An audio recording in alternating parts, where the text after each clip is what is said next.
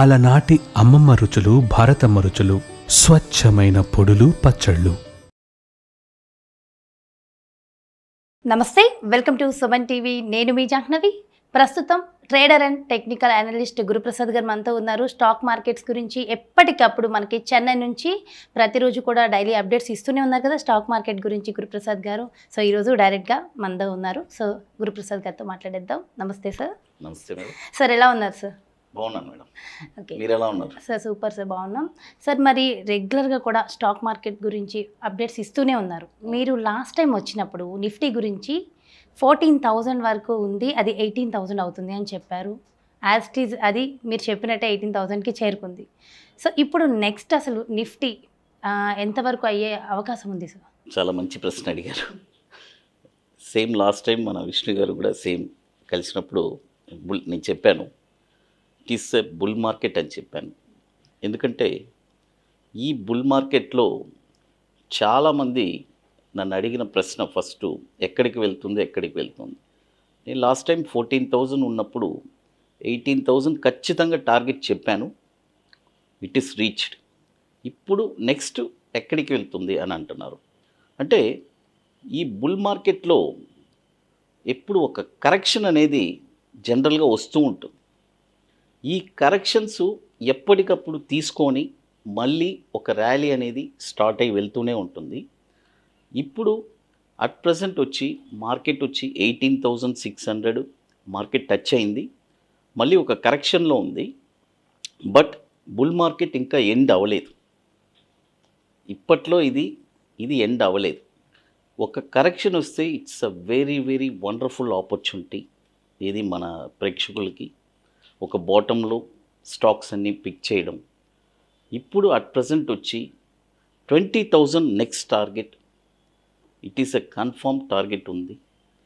ఆ తర్వాత 20,000 ఎప్పుడు మనకి క్రాస్ అవుతుందో ఒక వాల్యూస్ ఉన్నాయి. అవన్నీ జరిగిన తర్వాత మళ్ళీ మనము బట్ 24,000 అనేది ఒక టార్గెట్ అనేది నిఫ్టీకి ఉంది.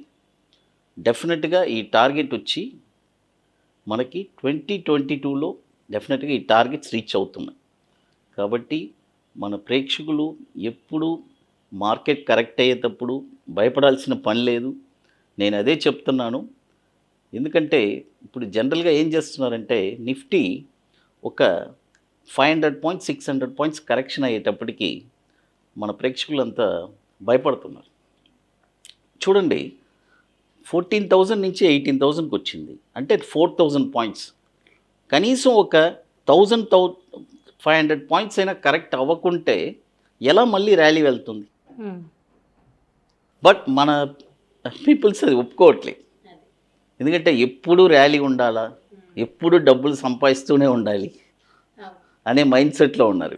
తగ్గుద్ది. అలా ఉండకూడదు. డెఫినెట్గా లాభం వచ్చేటప్పుడు లాభాలని మనం తీసుకోవాలి, ప్రాఫిట్ బుకింగ్ చేసుకోవాలి. మళ్ళీ ఎక్కడ ఎగ్జాక్ట్గా స్టాక్స్ కానీ నిఫ్టీ కానీ ఎక్కడ కరెక్ట్ అవుతుందో ఒక బాటమ్స్ చూసుకొని చక్కగా చేసుకుంటే మన మార్కెట్కి అంతా ఇంత వండర్ఫుల్ మార్కెట్ ఇంకెక్కడా ఉండదు. మనీ నిఫ్టీ అండ్ బ్యాంక్ నిఫ్టీలో అంత ఎక్సలెంట్గా యార్నింగ్ చేయొచ్చు. ఎందుకంటే నెక్స్ట్ అదే చెప్తున్నాను. ఈ టార్గెట్ ఇప్పుడు నిఫ్టీ 20,000 టార్గెట్ ఉంది, కన్ఫర్మ్గా వస్తుంది, రాబోతుంది కమింగ్ డేస్లో. బట్ మన ప్రేక్షకులు ఏంటంటే ఇక్కడ 18,000 నుంచి 17,000 రాకూడదు అంటున్నారు, 16కి రాకూడదు అంటున్నారు, మళ్ళీ 18 నుంచి 20కి వెళ్ళిపోవాలంటున్నారు. అంటే 17, 16కి కూడా వచ్చే అవకాశం ఉందంటారా? అవకాశం ఉంది. ఎందుకంటే అలా వచ్చినప్పుడే ఇంకా హెల్తీ స్ట్రాంగ్ అనమాట నిఫ్టీ. ఎందుకంటే ఒక కరెక్షన్ తీసుకొని వెళ్ళేటప్పుడు ఆ ర్యాలీ చాలా డిఫరెంట్గా ఉంటుంది. ఆ ర్యాలీని ఎంజాయ్ చేయొచ్చు చక్కగా. బట్ మన వాళ్ళు ఏంటంటే ఏకదాటిగా వెళ్ళాలి అంటున్నారు. బట్ ఇట్స్ వెరీ వెరీ చాలా టఫ్ అండి. కరెక్షన్ తీసుకొని చక్కగా మన ర్యాలీస్ అన్నీ వెళ్తుంది. భయపడాల్సిన పని లేదు. నిఫ్టీ చాలా స్ట్రాంగ్గా ఉంది, అంత ఎక్సలెంట్గా ఉంది. కాబట్టి 20,000 ఒక టార్గెట్ ఉంది, మళ్ళీ 24,000 కూడా ఒక టార్గెట్. అంటే ఎంత సమయం పట్టచ్చు అంటారు? 2022లోనే మనం ఒక ఐ చూస్తాం. డెఫినెట్గా మనం ఒక మంచి పీక్ ఐ చూస్తాం. ఎందుకంటే ఈ ర్యాలీ వచ్చి ఆగదు ఇది ఇక, ఎందుకంటే చాలా స్టాక్స్ ఇంకా వెళ్ళాల్సి ఉంది 2022లో చాలా ర్యాలీస్ ఉన్నాయి. కాబట్టి మనం నిఫ్టీ గురించి మనం ఆలోచించాల్సిన పనే లేదు మేడం. ఓకే, అంటే ఇప్పుడు ఈ 2022లో ఇంకా కమింగ్ సూన్ కాబట్టి అసలు ఏవి ఇంకెక్కువగా బాగుండే అవకాశాలు ఉన్నాయంటారు? ఈ స్టాక్స్ చెప్తున్నారు. స్టాక్స్ విషయం స్టాక్స్ చాలా ఉన్నాయి మేడం, ఒకటని కాదు. ఇప్పుడు టాటా స్టీల్ ఉంది. టాటా స్టీల్ వచ్చి 2000 దాకా ఒక ర్యాలీ ఉంది, 2000 దాకా ఒక టార్గెట్ ఉంది. ఇప్పుడు 1300 400 ఉంది. ఆల్రెడీ మనం బాటంలోనే చెప్పాం, టాటా స్టీల్ అంతా 700లో చెప్పాను, బట్ ఇట్ ఈస్ 1500 దాకా వచ్చింది. మళ్ళీ ఇప్పుడు కరెక్షన్ ఉంది, బట్ టాటా స్టీల్ వచ్చి 2000 టార్గెట్ కన్ఫర్మ్గా ఉంది. అదేలాగా టాటా మోటార్ కూడా 1000 రూపీస్ టార్గెట్ కన్ఫర్మ్ టార్గెట్ ఉంది. నేను అవుట్ ఆఫ్ 150 200 నుంచి చెప్తూనే ఉన్నాను. ఫస్ట్ ఒక టార్గెట్ ఇచ్చాను 500 రీచ్ అయిపోయింది. మళ్ళీ ఇక్కడి నుంచి 1000 రూపీస్ టార్గెట్ ఉంది. డెఫినెట్గా ఈ టార్గెట్ వచ్చి నెక్స్ట్ ఇయర్ లోపు రీచ్ అవుతుంది. మంచి రిటర్న్స్ రాబోతుంది మన ఇన్వెస్టర్స్కి. ఓకే, టాటా నుంచి కూడా. ఎందుకంటే జనరల్గా ఈ బుల్ మార్కెట్లో సంపాదించకపోతే ఇంకెప్పుడు సంపాదిస్తారు, ఇంకెప్పుడు యానింగ్ చేస్తారు? ఇదే కదా రైట్ టైం యానింగ్. ఖచ్చితంగా ఇక్కడ మనం చక్కగా ప్రాఫిట్స్ బుకింగ్ చేసుకొని ఒక టార్గెట్స్లో చేసుకొని వెళ్ళాలి. అది మేడం. సార్ అలానే నిఫ్టీలో విధంగానే బ్యాంక్ నిఫ్టీ మరి ఎలా ఉండబోతుంది సార్? ఖచ్చితంగా మేడం, సేమ్ ఇదేలాగానే నిఫ్టీ ఇప్పుడు ఆల్మోస్ట్ నేను చెప్పాను 20,000 ఫస్ట్ టార్గెట్ చెప్పున్నాను, తర్వాత 24,000 ఒక టార్గెట్ చెప్పాను. సేమ్ బ్యాంక్ నిఫ్టీ కూడా మనకి 50,000 ఒక టార్గెట్ ఉంది, 60,000 ఒక టార్గెట్. ఖచ్చితంగా ఈ టార్గెట్స్ వచ్చి బ్యాంక్ స్టాక్స్ అన్నీ ఒక ర్యాలీ ఉన్నాయి. పబ్లిక్ సెక్టర్ బ్యాంక్స్ ఇంకా ర్యాలీ స్టార్ట్ అవ్వలేదు. చాలా బ్యాంక్స్, ఓన్లీ ఒక ఎస్బీఐ తప్ప మిగతా స్టాక్స్ అన్నీ ఒక మంచి ర్యాలీ ఉంది. ఇప్పుడు కెనరా బ్యాంక్ కూడా ఒక ర్యాలీ వెళ్తుంది, బట్ ఇది కూడా ఒక ర్యాలీ కాదు. నెక్స్ట్ డిసెంబర్ తర్వాత కెనరా బ్యాంక్ కూడా ఒక పెద్ద ర్యాలీ ఉంది. అంటే అది public sector bank, it is also one of the leading bank అనమాట. అలాంటిది బ్యాంక్ నిఫ్టీకి చాలా సంబంధించింది. కాబట్టి బ్యాంక్ నిఫ్టీ స్టాక్స్ కూడా next year public sector banks పెద్ద ర్యాలీ వెళ్ళబోతుంది. ఓకే, ఈవెన్ ఐసిఐసిఐ ఇవన్నీ కూడా డెఫినెట్గా వెళ్తుంది. ఐసిసి, యాక్సిస్ బ్యాంక్, హెచ్డిఎఫ్సి, చాలా బ్యాంక్స్ అన్నీ. ఎందుకంటే నిఫ్టీ ఎప్పుడు మూవ్ అవుతుందో బ్యాంక్ నిఫ్టీ కూడా సైమల్టేనియస్గా మూవ్ అవ్వాలి.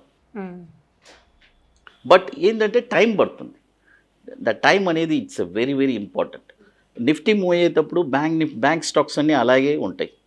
మళ్ళీ ఒక టైం అనేది రీచ్ అయిన తర్వాత నిఫ్టీ స్టాక్స్ అలా ఉన్నప్పుడు బ్యాంక్ నిఫ్టీ మాత్రమే ఒక ర్యాలీ వెళ్తుంది.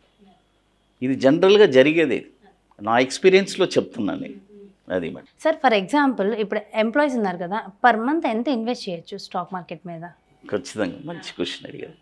ఇప్పుడు అసలు స్టాక్ మార్కెట్లో ఇన్వెస్ట్మెంట్ వచ్చి ప్రతి ఒక్కరూ చేయాలి మేడం.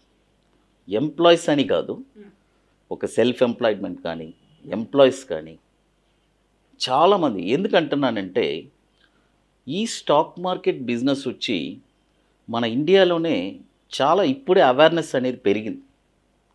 ఇదే ఫారిన్లో చూసుకున్నారంటే అవుట్ ఆఫ్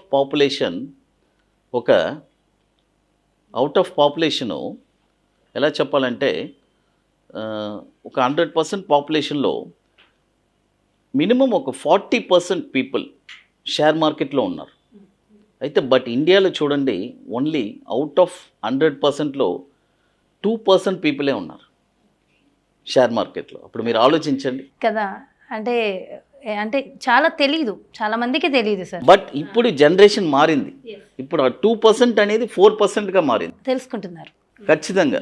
కాబట్టి ఇన్వెస్ట్మెంట్ అనేది ఖచ్చితంగా ఎంతో కొంత మనకి సేవింగ్స్ అనేది, మనం సేవింగ్స్ ఎంత చేయగలమో డెఫినెట్గా అమౌంట్ని నిఫ్టీ 50 స్టాక్స్లో, నేను చెప్పేది నిఫ్టీ 50 స్టాక్స్లో ఆ 50 స్టాక్స్లో రెగ్యులర్గా వాళ్ళు పెడుతూ వచ్చారంటే డెఫినెట్గా ఇప్పుడుండే యంగర్ జనరేషన్కి నెక్స్ట్ ఒక 10 years 15 yearsలో it's a very lump sum amount వాళ్ళు చూస్తారు, ఒక పెద్ద అమౌంట్ చూస్తారు.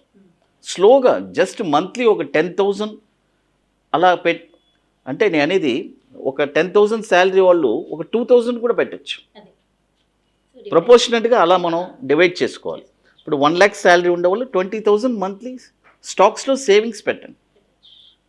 మీరు డైరెక్ట్గా మ్యూచువల్ ఫండ్స్లో పెట్టడం కంటే డైవర్సిఫికేషన్ చేసి 20,000 నిఫ్టీ 50లో పెట్టండి. మ్యూచువల్ ఫండ్స్ ఇచ్చే రిటర్న్స్ కంటే ఈ రిటర్న్స్ 100 times మీకు ప్రాఫిట్ వస్తుంది. 100 times. ఎందుకంటే చెప్తున్నాను, ఎందుకంటే వాళ్ళు కూడా ఇదే కదా చేసేది. వాళ్ళు కూడా ఏం చేస్తున్నారు, బట్ వాళ్ళు ఎక్స్పీరియన్స్. అందుకని నేను మ్యూచువల్ ఫండ్స్ వాళ్ళని నేను తక్కువ అని చెప్పట్లేదు, బట్ స్టాక్స్ వల్ల ఇంకెక్కువ వస్తుంది. అందుకని మేడం. సూపర్ సార్, చాలా చక్కగా చాలా క్లియర్గా ఎక్స్ప్లెయిన్ చేశారు sir. Thank you so much. Thank you. నమస్తే. చూసారు కదండి, అదే గురుప్రసాద్ గారు చెప్పినట్టు ఇప్పుడు కాకపోతే ఇంకెప్పుడు సంపాదించుకుంటాం. ఓన్లీ జాబ్ చేసి మనం లక్షల కోట్లు సంపాదించాలంటే అదేమైనా అవకాశం ఉందా అంటే లేదు. ఎందుకంటే ఓన్లీ జాబ్ వల్ల కాదు, స్టాక్స్లో మ్యూచువల్ ఫండ్స్లో ఇలా ఇన్వెస్ట్ చేయడం వల్లనే గురుప్రసాద్ గారు చెప్పినట్టు మనం బాగా సంపాదించవచ్చు. సో కుదిరినంత ఇన్కంలో మ్యాక్సిమం ఎంత కనీసం ఒక 10-20% అలా మనం ఇన్వెస్ట్ చేస్తే స్టాక్స్లో చాలా బాగుంటుంది. సో అందరికీ వీడియో నచ్చిందని అనుకుంటున్నాం. మరి బ్యూటిఫుల్ వీడియోతో మళ్ళీ మీ ముందుకు వచ్చేస్తాం. అంతవరకు సెలవు. నమస్తే.